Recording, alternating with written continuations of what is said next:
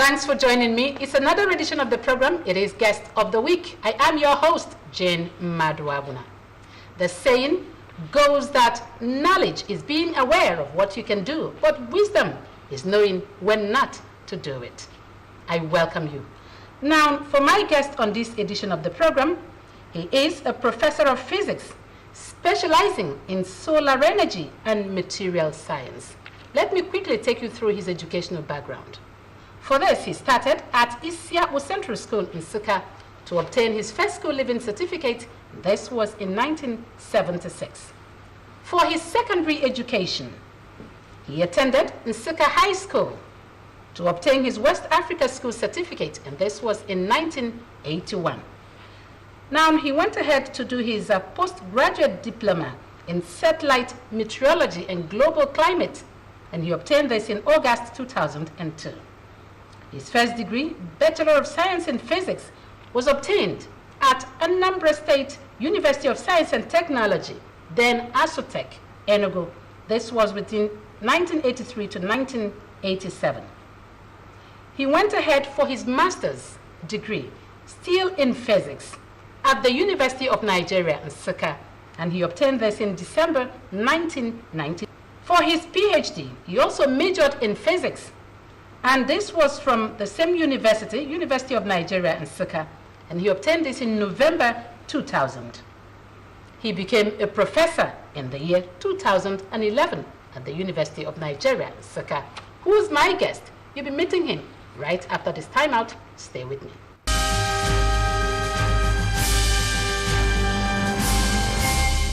Welcome back. Now time to meet my guest, and let me introduce you to Professor Fabian Ifeanyichukwu Ezema. Welcome to this program. Thank you very much. All right, sir. Prof, reading through your CV, I saw that you started as a lecturer, and your career as a teacher then started with UNN from 1998 to 1999.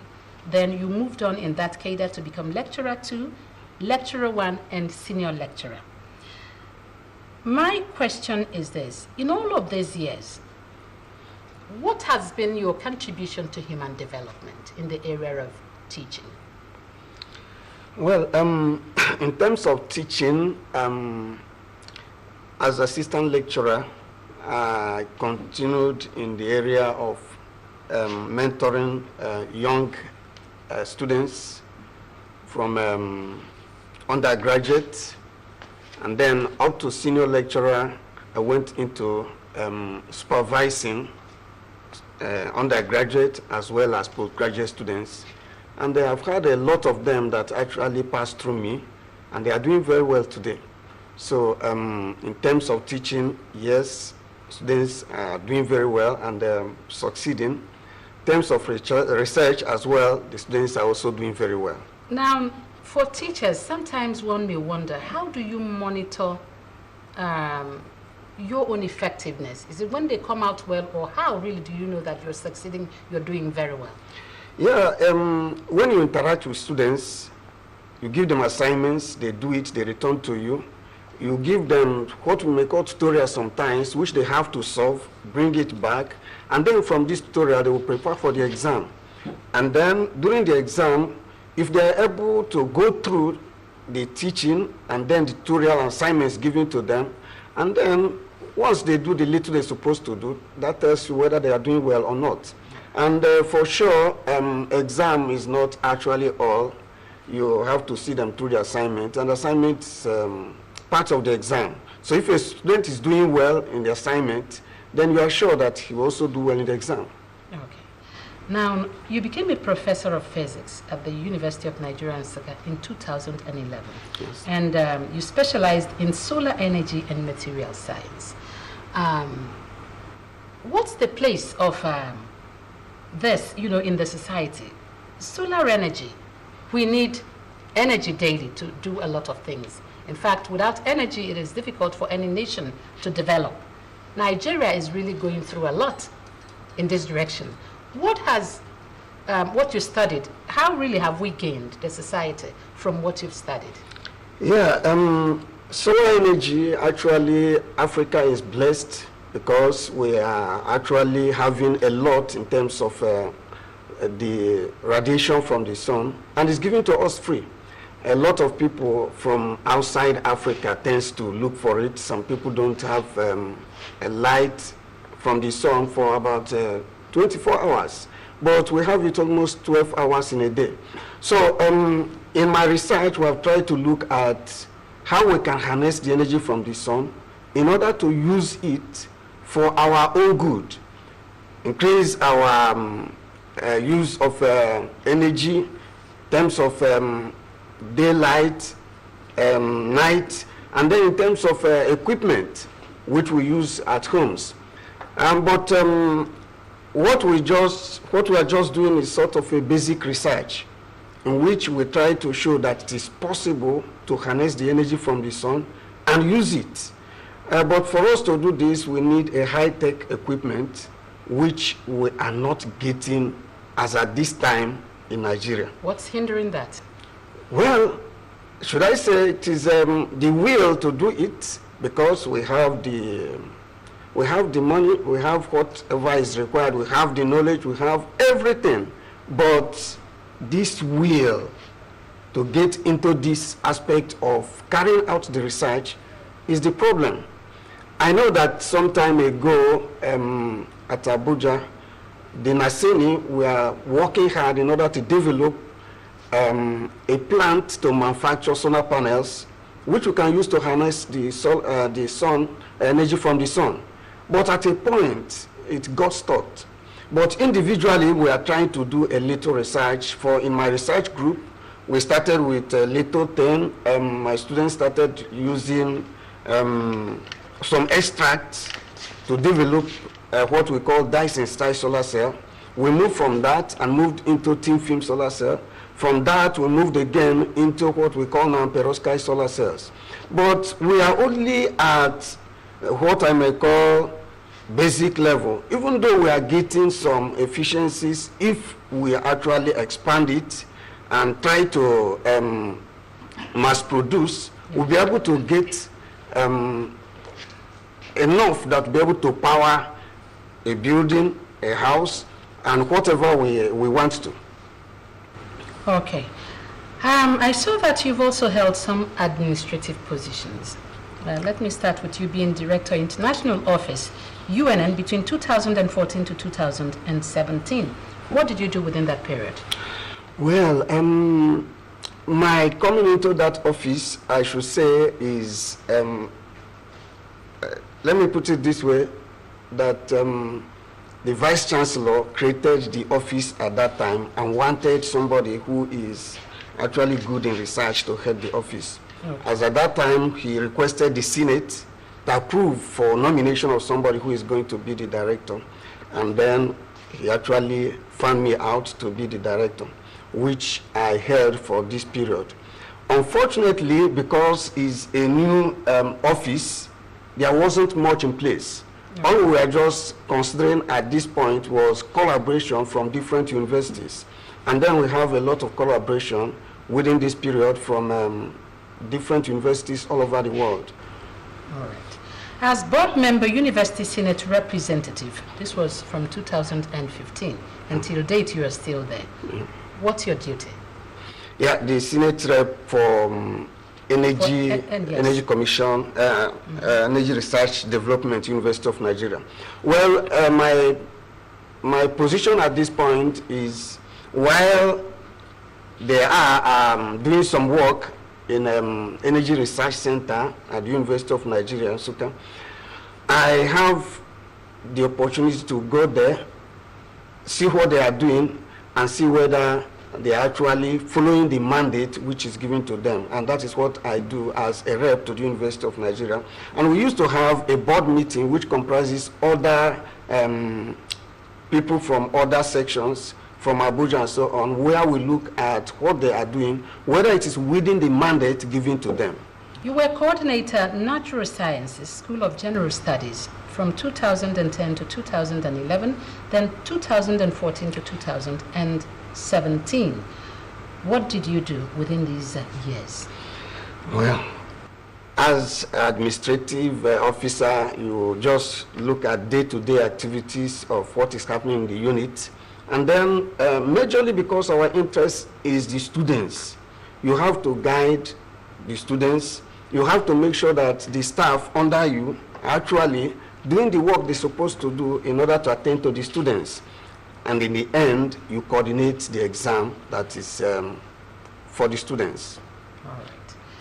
You also rose to become Dean, Faculty of Natural and Applied Sciences, this time for Coal City University, Enugu. I think it was on sabbatical leave? Yes, on sabbatical. Okay, 2017 to 2018. What did you do differently to enhance that faculty within that short time? Well, as a foundation dean, we will make sure that all the departments under that faculty were well established. And up to now, if you go there, what we did there speaks for itself. As a private university, I think they are doing very well at the moment. Okay. So we laid a good foundation for them. All right. I also saw that you held other non-university statutory administrative positions. I read through those. Yeah. Coordinator, Sandwich Unit, Department of Physics and Astronomy, 2001 to 2018. It was really long. What did you do to make sure that things run smoothly at the Sandwich Unit? Yeah, as you can see, it's not actually the mandate of the department, but they still pass through the department because it's a sort of sandwich program, in which case you make sure that within a short space of period, the students will get whatever they want. And so within this short period that the students will come, we coordinate their classwork, assign lecturers to them, assign courses to them, and then at the end, they go for the exam. And so we process everything and send to the Sandwich Unit, which now puts their results to them. Okay. You were also coordinator, Nano Research Group for University of Nigeria and Nsukka. And I saw another one, which is coordinator, Solar Energy and Material Science Group, Department of Physics and Astronomy. Now, for Nano Research Group, University of Nigeria and Nsukka, what is really the place of nanotechnology, in Nigeria, maybe in national development, really, for us? Yeah, this is a new area of science that is actually trending in the world. In fact, we are moving from traditional science into this new science, in which case so many courses are brought together and then they contribute to make sure that we have a new science which gives us new devices and then gives us a new way of living. These nanomaterials and nanotechnology, as it's called, combines physics, chemistry, biology, then medicine and then engineering in order to stand out to give us what we need. Under nanoscience, we look at size of things, in which case, when things are very small, they start to behave differently. In fact, if you look at some colors, within a little change in temperature, they change from green to red. Yes. And then this tells you that the size are changing. So within this domain where you have a very small size, materials behave differently. And then you can now cash into their behavior to design whichever equipment you want. And that is why it works very well in engineering and medicine. And then a lot of people are now using it to its advantage. Okay, that's really good to know. Computers also can. Computers, yeah, engineering throughout computers. Okay, all right. Now, you belong to some professional bodies. I saw member Nigerian Institute of Physics, member Material Society of Nigeria, MSN, member Solar Energy Society of Nigeria, member African Nanosciences Networks. I saw one member American Physical Society, APS. In all of this membership, What has it helped you to do differently for the society? Yeah, belonging to these societies has actually helped me to collaborate with a lot of scientists and has opened wider doors for me to understand more of what is happening in science. And then through that, I've been able to visit different labs and then do some researches with them, understand how they do things, come back to Nigeria and try to apply it in our own environment. All right. You are still watching Guest of the Week this day. We will take a short break and we'll return. Stay with me.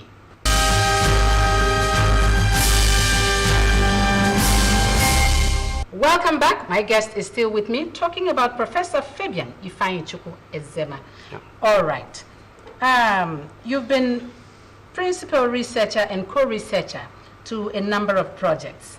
And I was reading through them. Many of them, one caught my attention. It has to do with the bitter leaf and otazi. What was it all about and what came out of that? Yeah, traditionally, bitter leaf is a very good, should I call it, material which you can use for making soup and sometimes for health.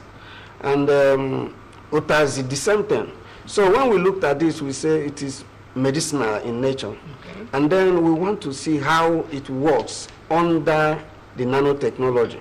So what we did was to extract what makes up bitter leaf and otazi. And when we extracted it, we used that extract to look at some nanoparticles, see whether we can reduce them to a size where it can be used in human beings. There are some chemicals that are harmful to the body, but when you get them to a level, they can be used to a size. They can be used in the system and then used to drive some drugs to reach to a particular place. And then sometimes at a smaller size, you can use it to challenge some bacteria, to clear them, kill them, or make them redundant so that they won't be active. All right. Now, how can Nigeria as a nation, we have many professors, people that are well-read, but really when it comes to the practical aspects, we're not putting our professors to use. How can this be done? The government has to. You know, we have a lot of research institutes, but what is given to them? Nothing. You go to some research institutes, they don't have anything. Go to Energy Center in Nigeria, they are supposed to work primarily on this energy issue and produce cells that can be used. But when you get there, there's nothing at all to show there is something going on. You go to so many research institutes which are made available to us by the government, but the funding is not there. What we need is government to fund these institutes and make sure that it's viable. Okay. In the course of your job and what you've been doing, you've received some awards of excellence. Could you share a few that maybe mattered to you in life? Well, the one that actually was so good to me as a person and which I enjoyed most was the first award that I got outside Nigeria. That is C.V. Raman Fellowship. That was the first award that I got, took me outside Nigeria, and I saw clearly how research is being done. And that helped me a lot to come back. And after I did some of the work, I got another one from Japan, MIF, which actually again put me in a place where I saw advanced labs. But each time I come back, I find myself actually demoralized because such equipments are not here for me to work with.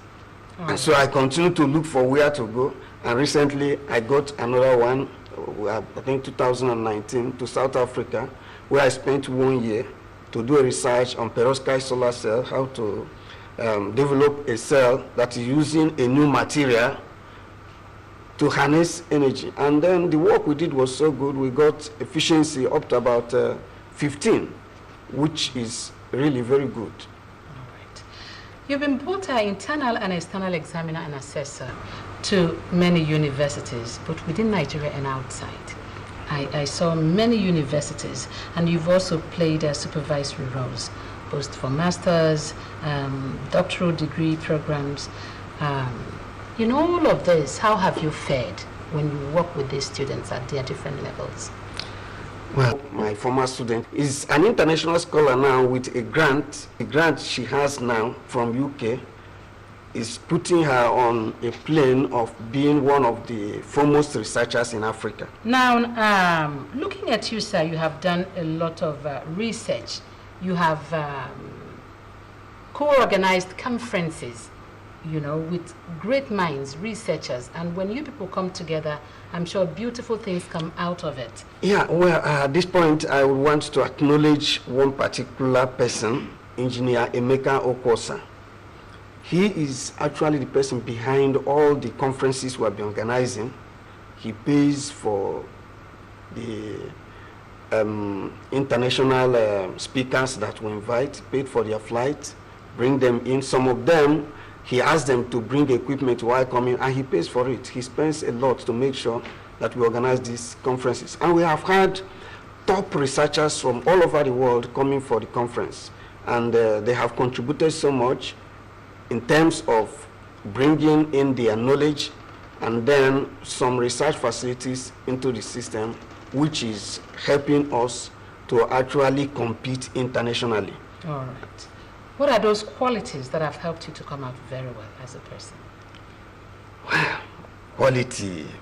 Well, I should think that I try to, as much as I can, work hard, as much as I can be honest, as much as I can, I try to make sure that I'm quite myself in doing what I am doing.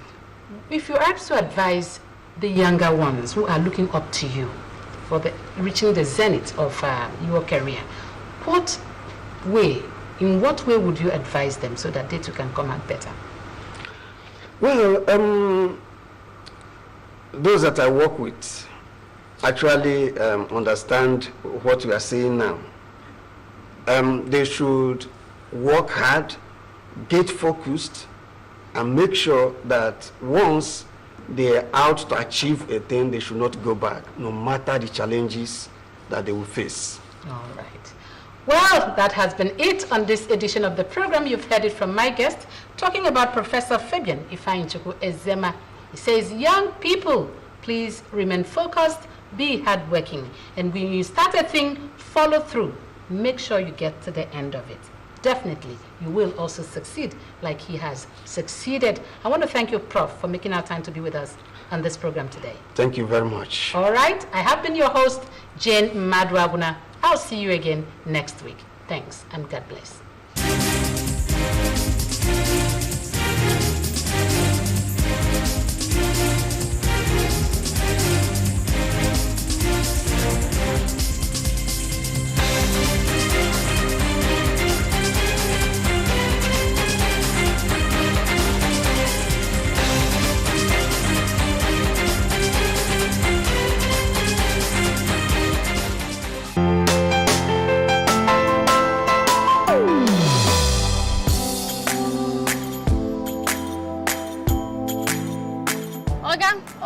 Tank.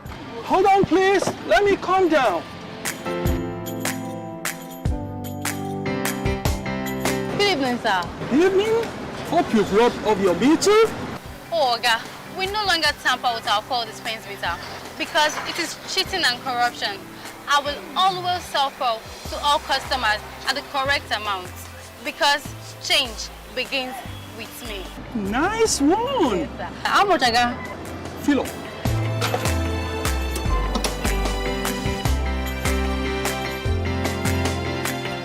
This message is brought to you by the National Orientation Agency in conjunction with the Federal Ministry of Information and Culture.